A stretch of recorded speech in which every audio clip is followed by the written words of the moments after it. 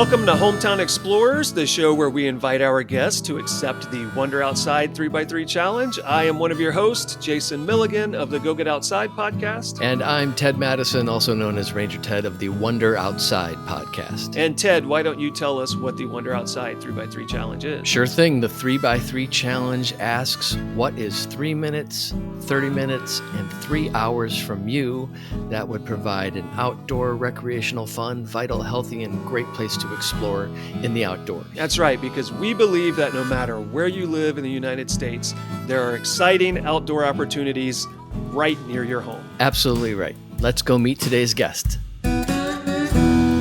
So I'm Dave Boerger. I'm an old friend of Ted's from way back in the day. We met in Washington State, but we were both from Minnesota. So Ted left for LA and said, hey, come on out. So I came out and we hung out and did our entertainment things for a decade. I was in sitcom writing out there in LA. I moved to New York to pursue sitcoms out there and quickly ran out of that industry, but met my wife out here. And so I've been in the New York area for the past 20 years. And now I live in New Jersey with my wife and 2 girls. And I'm about a half hour from the big city, but love this area I'm in because I'm suburban, close to, a train ride into the city, but also right at the door of nature. What's the exact town you live in? South Orange, New Jersey. South Orange. The sister town of Maplewood. So sometimes we're called SOMA, South Orange Maplewood. There's so many oranges where you live. Yes. Not real oranges, but Orange, New Jersey. I like that we're having someone from New Jersey on because I think New Jersey gets treated unfairly. People think Absolutely. it's the armpit of the U.S. and it's just a turnpike and it's industrial, and you're going to prove right now that none of that is true, that it is the Garden State for a reason. Exactly. I mean, that's what you see, right? From the freeway, you see all those, I don't know what they are, electrical plants or the shipping containers and stuff. And so people have a certain view of the state, and it isn't fair. It really is the Garden State. And so I think it's a great place to live. So what's 3 minutes, 30 minutes, and 3 hours from you? 3 minutes away from me is South Mountain Reservation, which is a no-brainer, is one of the reasons I moved here. 30 minutes away is Jockey Hollow in Morristown. And 3 hours away is Minnewaska State Park, which is home to Mohonk Mountain House, if you've heard of that. Wow, there's a lot going on there. Let's go at the 3 minutes from you. And you said it's why you moved there? I wanted a place where I could walk that wouldn't just be city streets or suburban streets. And so, but this is just a nature reserve. Mm-hmm. And it's 2,100 acres, which is being near New York is it's pretty rare. And it's got everything. It's got a waterfall. It's got tons of trails. You can't technically mountain bike. It's not legal, but some people, get in there. You're not going to be bothered if you do. And then there's also this amazing ferry trail. Ted, I don't know, when you were here, I don't know if we took you there, but it's like a kid thing. It's like a magical. Yeah. Are there actual ferries in this trail? People have gone really crazy with building these little houses, with sticks and moss and acorns. And they're really elaborate, beautiful little homes. And you walk this trail and you just see what people have done most recently. It's amazing. It's become like a tourist destination just to do this little trail, locally. Oh, that's cool. And you can't use any sort of metal or plastic. It has to be natural building materials. And then there's also, on the other side, there's a zoo and a little train, a small gauge train you can take through the woods. And there's a reservoir where you can walk around with, swan boats that you can take. So it's got a little bit of everything. And so, Dave, you're saying you walk to this trail, right? Or you bike, or you don't generally have to drive even to get there. Was there a place you took your girls when they were younger? Do they still kind of go there? Do you think my wife and I will walk there. My girls are not that much into that kind of thing, but I like the forest bathing, as you'd call it. Like I really do prefer walking in woods versus walking on a street. Yeah. And just the natural. Imagine that. Imagine how walking amongst trees is somehow a little bit better than walking along asphalt. That said, not that many people here to actually do it. I mean, I'm amazed how there's just not that many people there. I mean, there's got to be like 100,000 people that live within 3 miles of this place, and nobody's in there. So we need to spread the word, I think, because not enough people are taking advantage. All right, South Mountain Reservation. So people that are in New Jersey, specifically South Orange, you need to Yep. go check that out. It sounds fun. Sounds Sounds cool. great. I like the ferry home aspect of it. It's a nice Yeah. way to kind of get everybody involved in it. Yeah, I mean, there's even rock climbing, a little bouldering you can do. So it's a lot of up and down actually for New Jersey. So I don't know what the elevation change is, but I don't know. It might be 400 or 500 feet. Oh, okay, that's pretty good. You get your steps in, you get a little Yeah, elevation, and I don't always talk about getting steps in, but I mean, just like you were saying, if you're going to be doing that along a sidewalk and a road and crossing traffic lights, but this place is also just within reach of you, why go discover that place instead?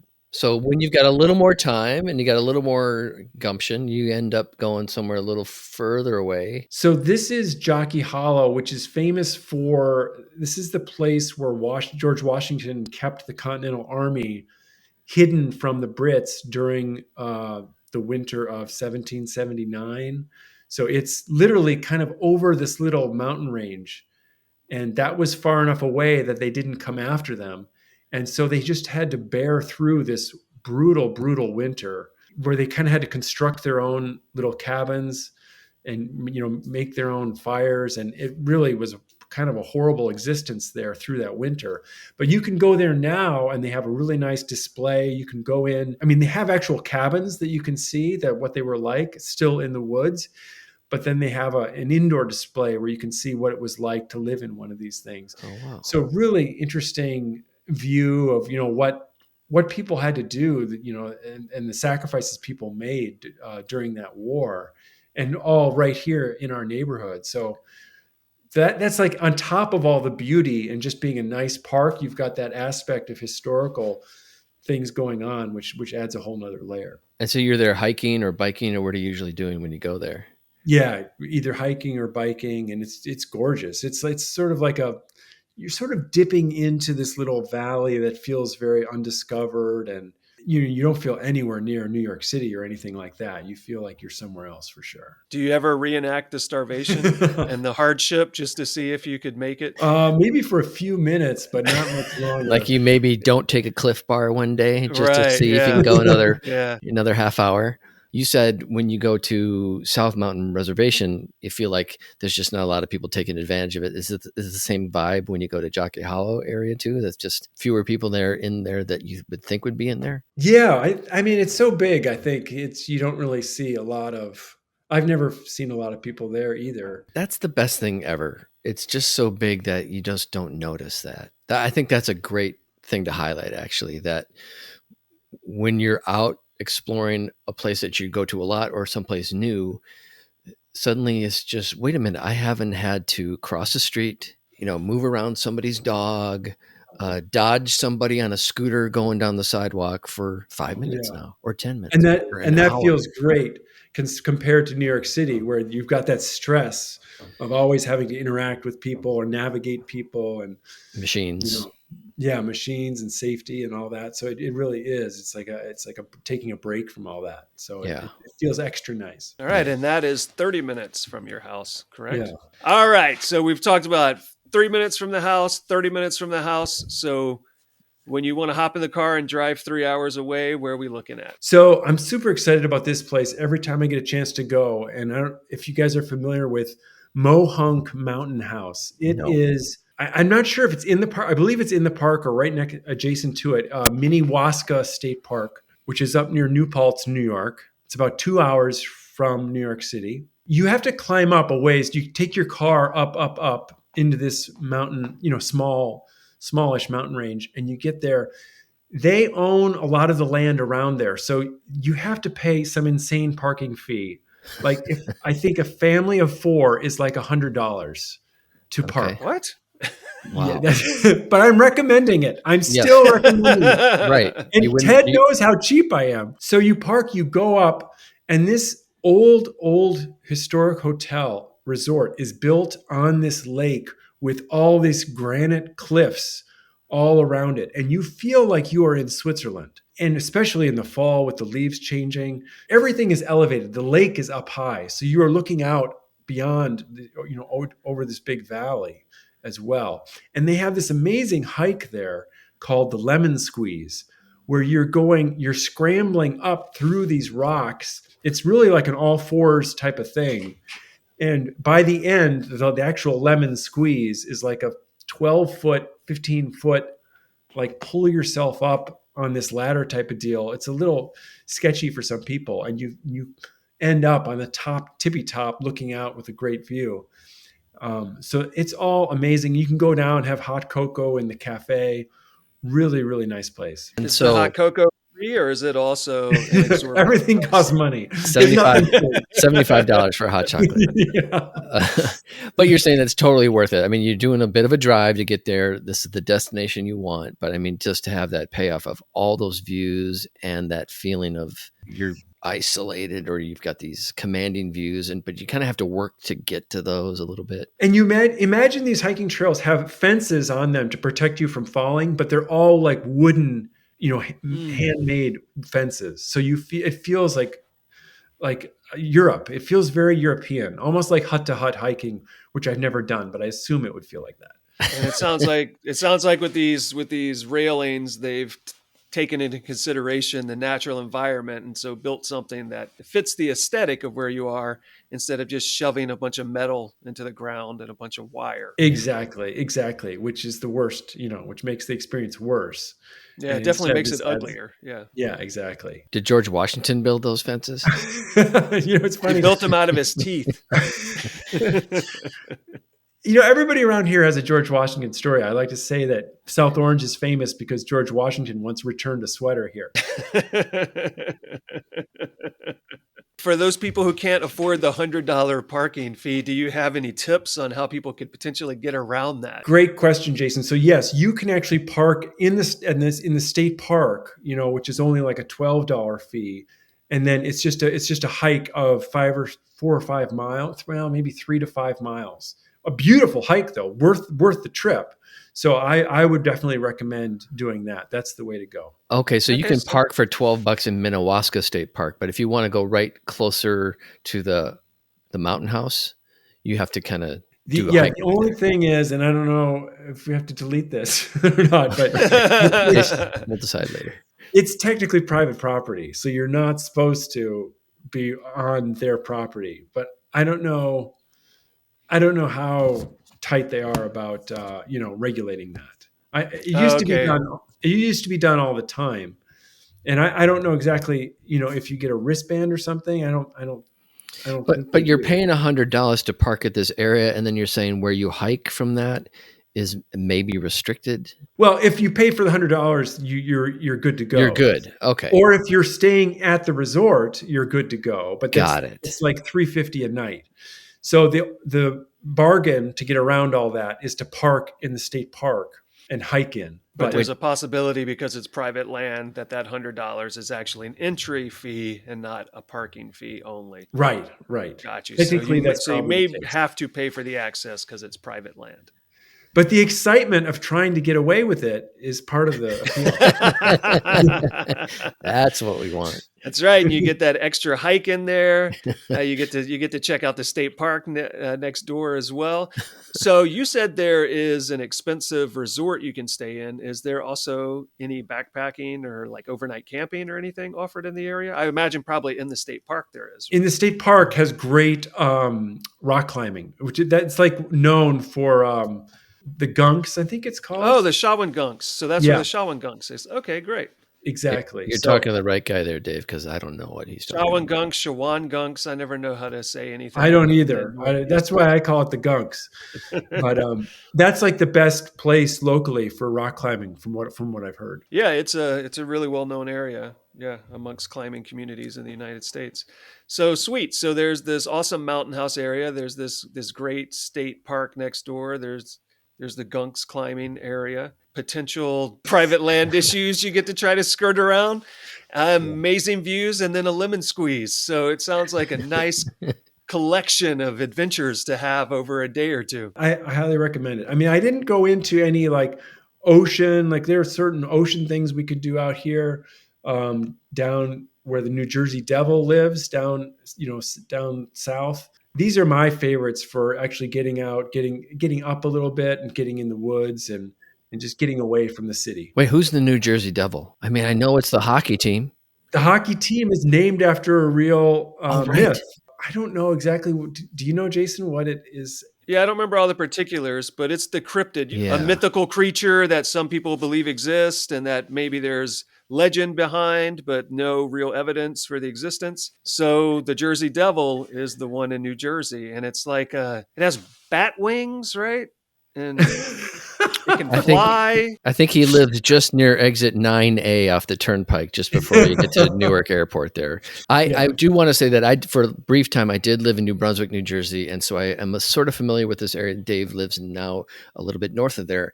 And as you kind of explore Jersey, it really does open up, and there really are places that you can go, like you're saying, that are really valuable and interesting and make you kind of lose sense of time and maybe forget that you forgot to bring enough Cliff Bars.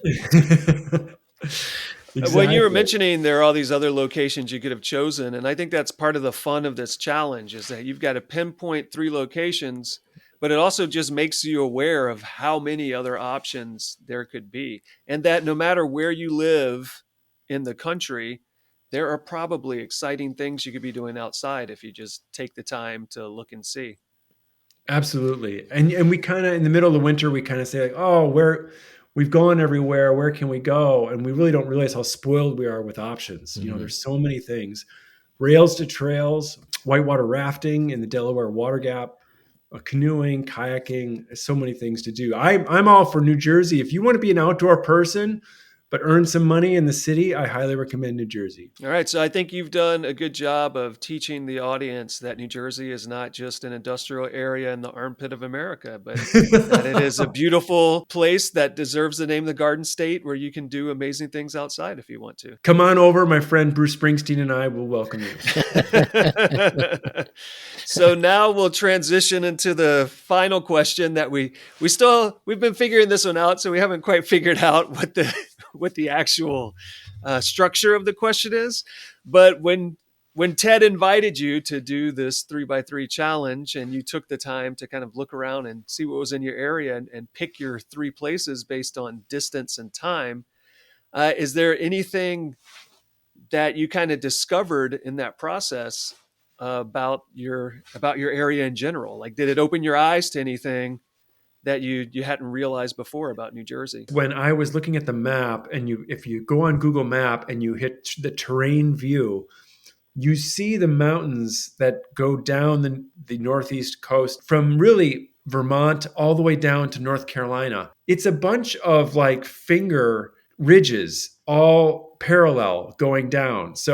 And they're sort of diagonal on the map. And so all these highways and things, the Delaware Water Gap where Interstate 80 goes, that's one of the few areas where there's a pass through. And so you sort of see, how the migration was stopped by that, how that was a natural blocker back in the day. And that terrain determines how we interact with it. I mean, that where we're building bridges and where we're driving our cars, but also how we hike and how we view things. So that realization to see stepping back is a cool one to have. And in fact, where I live right here in South Orange, we are the minorest of those ridges is right. I'm on it. I'm halfway up. And this was a summer retreat for the wealthy people of Newark. So they would take their horse and buggy 10 miles west to South Orange, and the air was a little bit cleaner, a little bit cooler in the summer. And this would be where they would go for a little nature refresh, 100 years ago. On the downside, this is a little bit of non sequitur, but have you heard about the Radium Girls, a book that came out? I've read that book. Yeah. Oh my gosh. So Ted, if you don't know, this is about the factories where mostly women were employed putting radium into watches. It glowed in the dark so you could see your watch at night. With their little pens, they were adding, radioactive material to these things, and they were dipping it in their mouth each time. Just like you do with a paintbrush. Oh, wow. And that was the recommended way to develop these jaw cancer, and their face would fall apart. That's all in my local area here. The factories are like just down the street. Wow. So like, man, man has come and really screwed up part of the natural ecosystem here with these old, and there's still some of these super fun sites are unfortunately still. Sure. So New Jersey has a little bit of that, but there's also a lot of great beauty here as well. I know that kind of brings it down.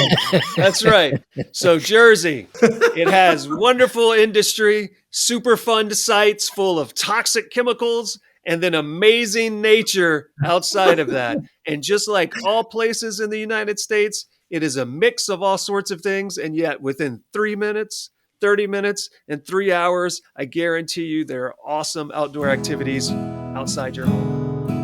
So we want to thank everyone for tuning in, and we want to encourage all of you to also accept the 3x3 challenge and find something that's 3 minutes, 30 minutes, and 3 hours away from where you live. And if you'd like, please share it with us here at the show. We look forward to hearing from you, and it's easier than you think to explore your own hometown.